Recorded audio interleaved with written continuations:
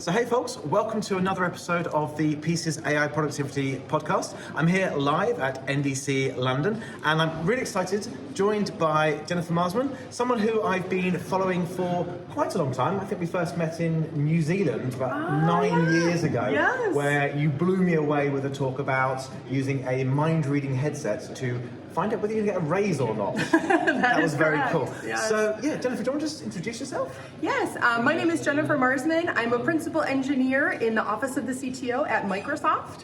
So I do three things. I do new model capability discovery and kind of write up white papers and such for our leadership team.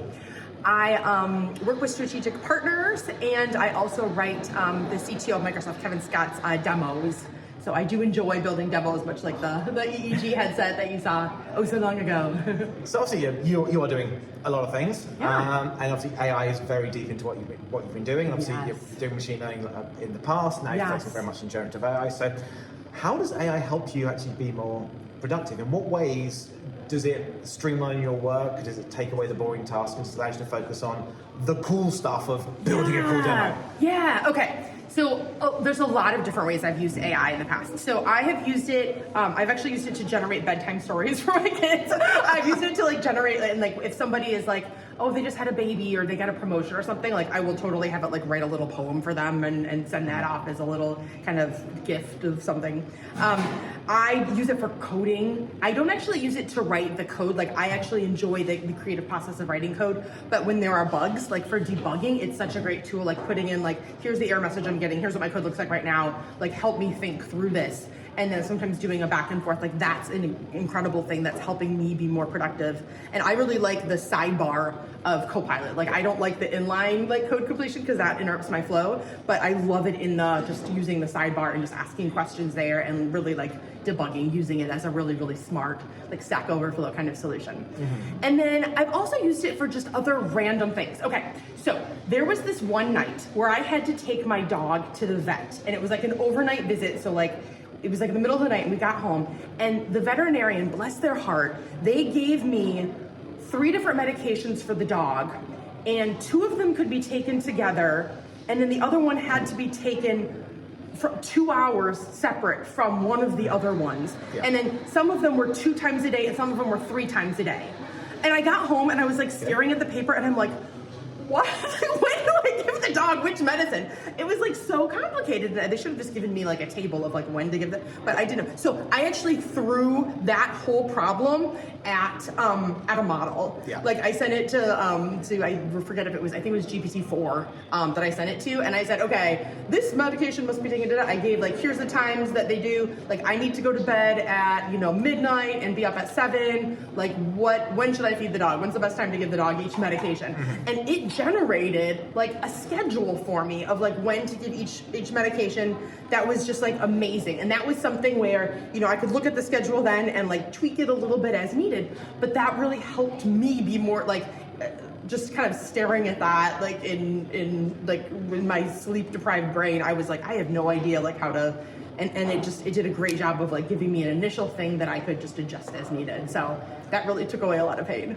Okay, so there's a couple of points there which I think lead to the same thing, is that the AI is doing the busy work for you. So you could have worked that schedule out yourself. I could have. And we have people do that all the time when they're doing like rotas in companies. Like my mum, for example, used to be a doctor's receptionist. Okay. And just working out the rota of when receptionists are on at different times was just busy work that would take days. And you're saying, just let GPT do this. Same with coding as well. You love writing code. Yes. And I don't want an AI to write code because I enjoy writing it. Me too. But again, it's that busy work of, is this annoying bug again? Yes. So that's kind of really how you're using it. It's you want to do the things that you can do, and this busy work, which is not fun for anyone, throw that the AI. Exactly. That's exactly right. And that's how I think that's how most people should use it. Like figure out what are the problems that are not fun in your life, and then are there ways that we could create some AI automation for them? So that again is that kind of copilot idea, isn't yes, it? You're still exactly. the pilot. I'm still the pilot. So like a friend of mine, Cliff, who's also here, he flies planes. He loves flying planes. Yeah. And he dreads the day when it's an AI pilot because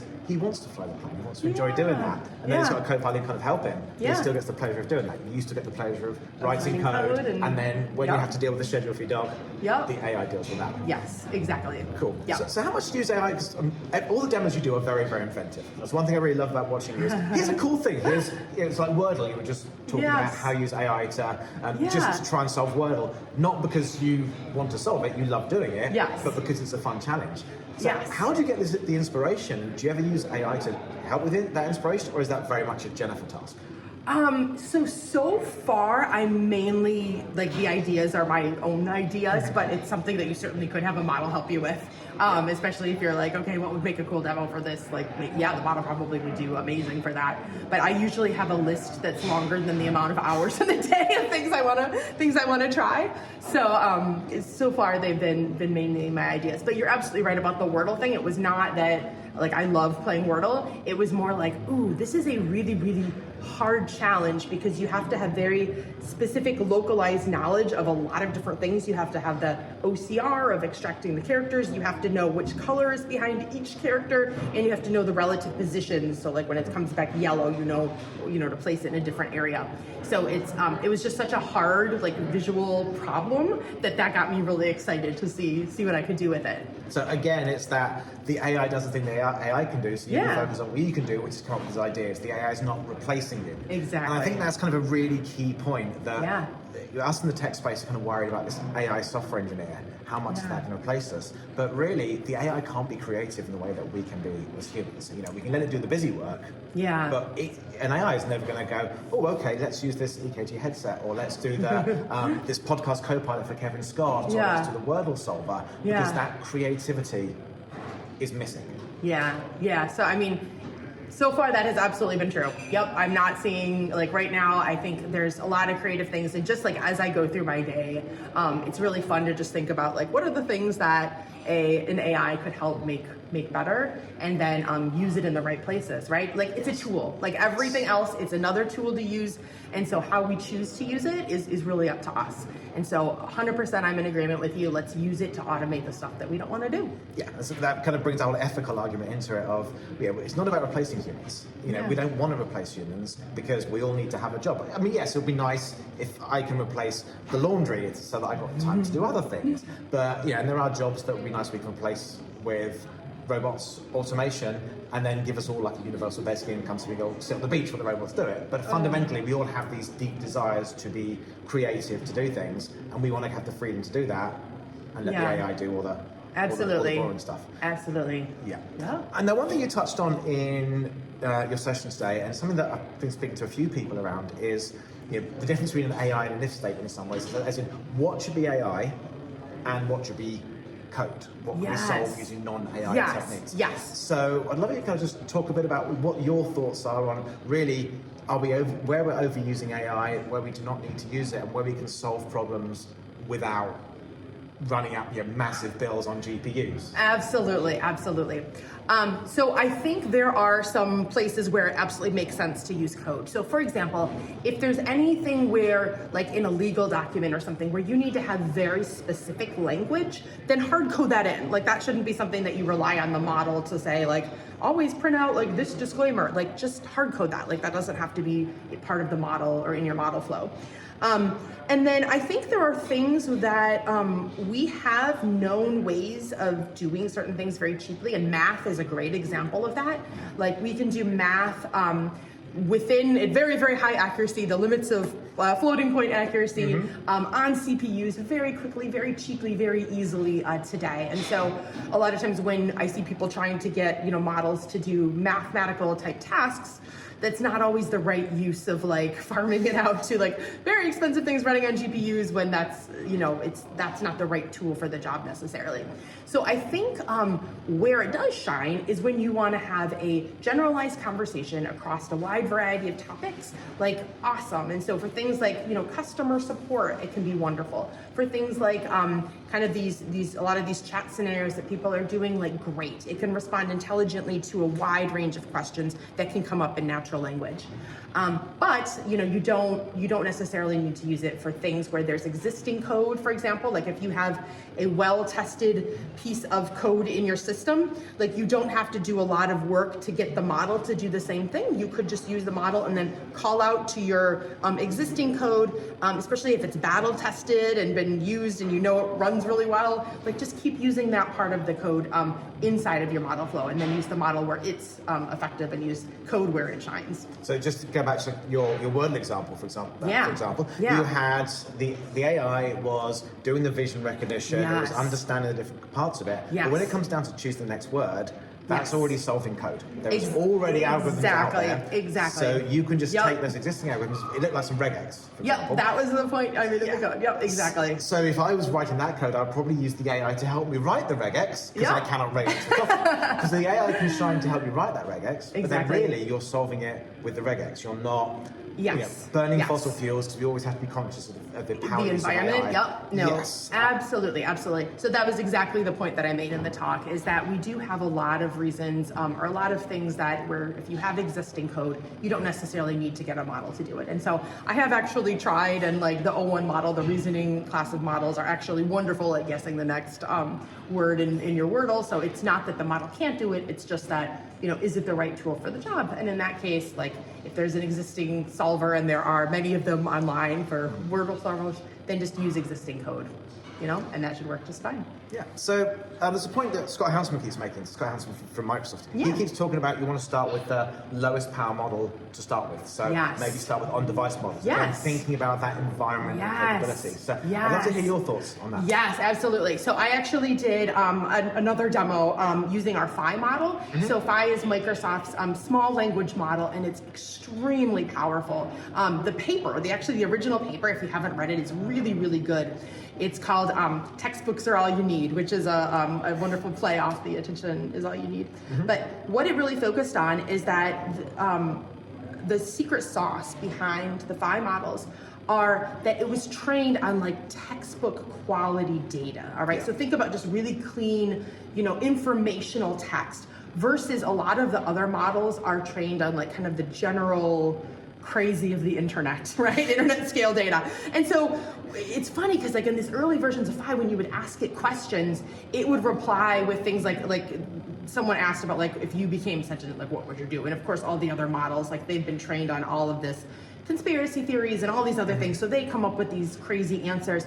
But Phi gave this really like clean answer about theory of mind from a textbook of, well, I would kind of find out my purpose and then see how I could help people and live a fulfilling existence. Like it was just such a beautiful, clean, simple answer. And so it really showed the power of the training data. And so because Phi was trained on this really clean data, it actually was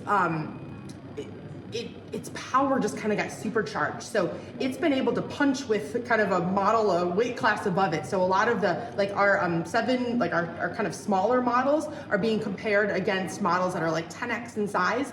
And it's like on the same level in terms of benchmarks with things that are much, much bigger than it. So it's really, really impressive. And then it's continued to improve over time. So recently I did a demo using Phi, it was using Phi 3 at the time, but we now have Phi 3.5 and Phi 4 as well. So those are all out. And, but what I did was actually another environmental example, because what Kevin challenged me to do is like, give me an example of where like Phi could be better than like a large language model. And that's really hard, right? Because with a smaller model, like it is smaller, so it can hold less knowledge. So in terms of just like sheer quality, like it's very, very hard to compete. Yeah. But when I started thinking about where that model really shines, it can do things like you can run it like on device. You can run it very cheaply and very locally.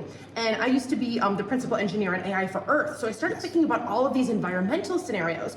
And so I ended up creating something that you could put like in a public park that would help you sort like trash versus recycling. I'm sure you've heard all of the examples of like you put a little bit, one bad thing in the recycle bin and then the whole thing has to get thrown out and all that. So a lot of times people like make mistakes honestly. They don't intend to, they don't have bad intentions. They just honestly don't know where to put the right things. And so being able to kind of hold your trash up to a camera, it tells you trash or recycling, and then you just dump it in the right place. So I actually have a model that does that using Phi on my GitHub as well. Yeah. Nice. So it's on my GitHub right now too. So it's called, I think, Phi recycling on my GitHub repo. And so that actually does do sorting, and then you can modify the prompt to reflect the recycling guidelines in your area. Cool. And then also if you're composting, for example, as well, you can add that Yes, you can add that as well. Yep. That's really cool because I've seen a load of these demos, but they're done using cameras, computer vision, Raspberry Pi. I know folks do a lot of those. Jen Fox, for example, in the same department my as you. org, Yes, so she's done a lot of those with computer vision, but you have to train the model on everything. Whereas these models, these LLMs, they're already trained on everything for you, so you've already got a broader you have a broader thing, and that's true for some of the small language model as well. So like the basic, like think about what this is, and then if it is styrofoam, this, you know, put it in this bin. Like you can kind of give it enough direction, but since it has a decent amount of knowledge baked in there already, like I found it to be very effective just to use 5 for this. And it could run like in a public park, like it just like attached to the thing, so it doesn't have to reach out and use internet. It's expensive, so it's cheaper. It's fast and easy, no latency since it's running locally, and then that could be something that, you know, no one was going to pay large language model API call prices to be able to do that, like on a public park in that scenario, but that would be something where Phi can make a difference. So really, really cool to think about how small language models can be used in great scenarios like that. Especially when we think about cities, the budgets are usually quite limited. Exactly. You know, the park's budget is very, very small. So they can't small. afford all those API. Right. And just kind of a side note, just to plug Pieces. So Pieces supports 5.4, so you can run that model offline, and you can help you with Pieces long-term memory for those who are well aware of that, but also all the code generation that you need to do. 5.4 is one of the models we support and has been very, very successful. I love it. Quick side Pieces plug there. This is a Pieces podcast. So one thing I was interested about with 5.4, I don't know whether you can help explain this, is the 5.4 model described itself as being trained on synthetic data.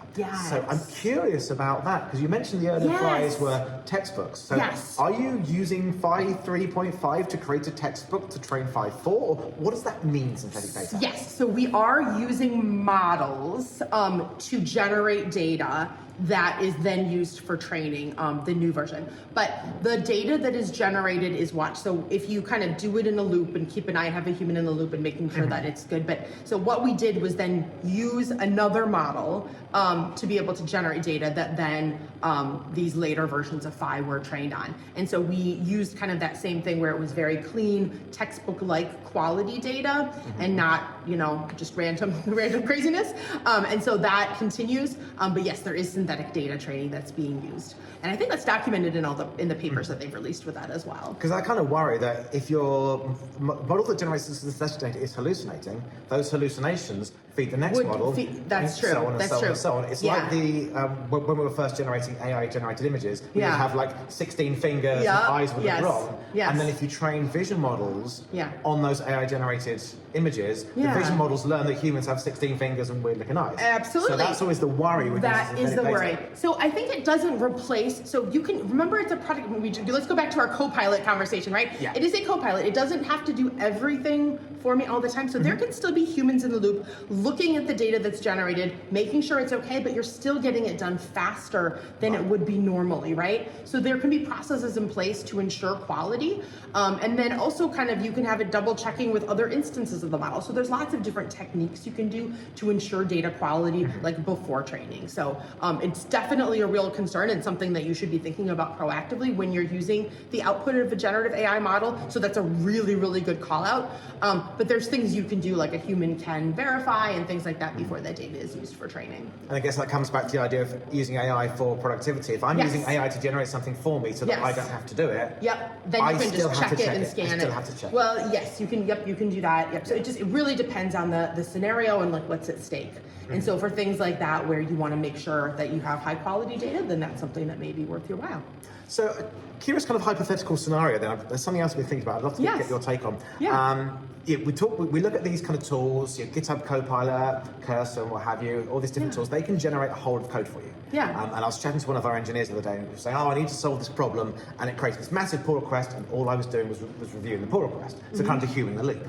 At what point are we going to struggle? Because if engineers are using AI to generate code, they're not going to have the skills in writing code of a high enough quality to be able to review the code that the AI is generating. So I'd love to get your take on this. It's a great question. So I think what it comes down to is that we still need skills and we still need engineering vigor. And then the people that do go the extra mile to understand that are the ones that are going to kind of rise to the top. Yeah. So because I had that same concern at the beginning, like I thought about that, and I was keep thinking about the medical field, right? Like it's the one that really scares me is less the code, but like let's say someone that interprets an X-ray, or just like all these other like medical things. Like if I want to look at some kind of thing which diagnoses something, and AI has shown to be very, very good at those things, but are we as humans going to lose that capability is something that I'm very concerned about. But I think we will still need humans to do that verification, and then as time goes on, like people will still have to learn those skills to validate the things. And so I think what's going to happen, like I don't know if so I went to university, and in university, like the way we learned about like in our like computer engineering like 101 kind of class, you had to learn to code in assembly first. And nobody codes in assembly anymore. Like nobody does that. But you had to take that class because you had to learn what was actually happening under the covers.